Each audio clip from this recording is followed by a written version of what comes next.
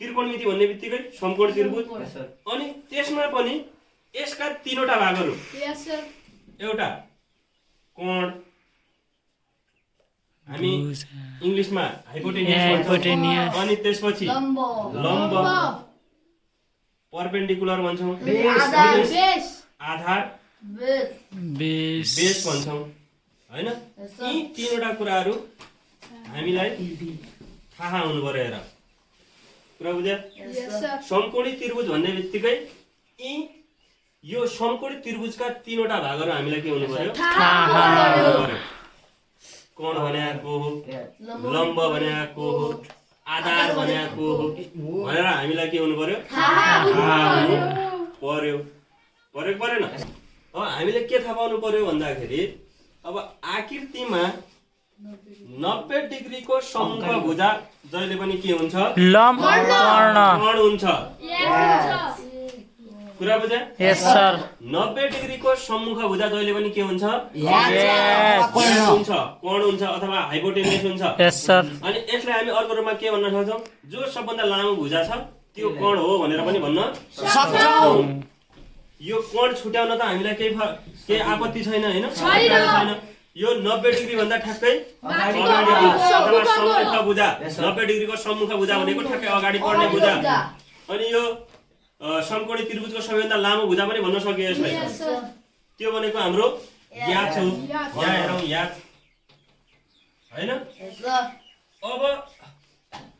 हामीलाई के चाहियो लम्ब र आधार अब यहाँ यिनी दुईटालाई पनि छुट्याउने तरिका छन् एउटा यो समकोणी त्रिभुजमा हामीले सन्दर्भ कोण मान्नुपर्ने हुन्छ यो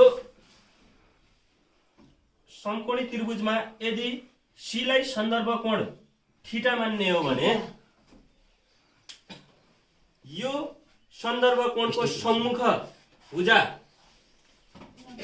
लम्ब हुन्छ अनि यसको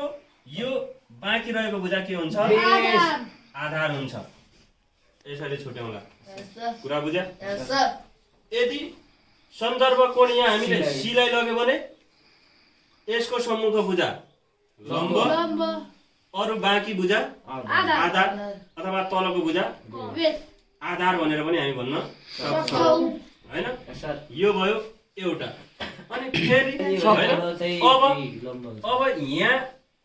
यसलाई आधार के रे सन्दर्भ भुजा मान्यो भने अब के हुने हैन दुईवटा आकृति हामीले त्यसै बनायो हैन यही भुजामै बनाऊ हो हैन अब हेर त अब हामीलाई थाहा छ याच भनेको त 90 डिग्रीको अगाडिको याचको केही टेन्सन भएन सम्मुख भुजा हैन याच भइहाल्यो अब हेर हामीले अब याच के रे पी र बी छुट्याउनु पर्यो अब यसमा अब यो सन्दर्भ कोणको सम्मुख भुजा के हुने भन्यौ क्यूआर सम्मुख भुजा के हुने भन्यौ हामीले पी हुने भन्यौ लम्ब हुने भन्यौ यस सर अब यसको थीटाको सम्मुख भुजा को सर पी क्यूआर अब यहाँ पी होला अनि यो बाँकी यो के होला बेस यसरी हामी छुट्याउला